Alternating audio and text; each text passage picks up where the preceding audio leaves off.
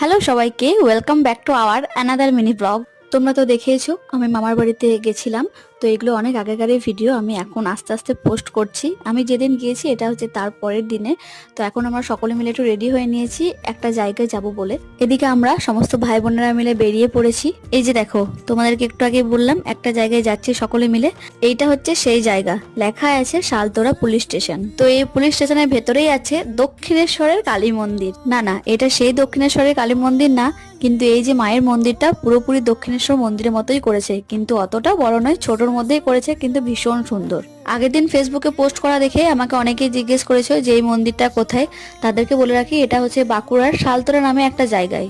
দেখো, দক্ষিণেশ্বরের মায়ের কাছে আমরা তো এখনো পর্যন্ত যেতে পারিনি, জানি না মা আমাদেরকে কবে টানাবে। তবে এই মায়ের মন্দিরে এসে এখন পর্যন্ত মনে হচ্ছে দক্ষিণেশ্বরে এসেছি আমরা। এরপর মামার বাড়ি ফিরে এসে খাওয়া দাওয়া করে আমরা বাড়ি যাওয়ার জন্য রওনা দিলাম। That's it.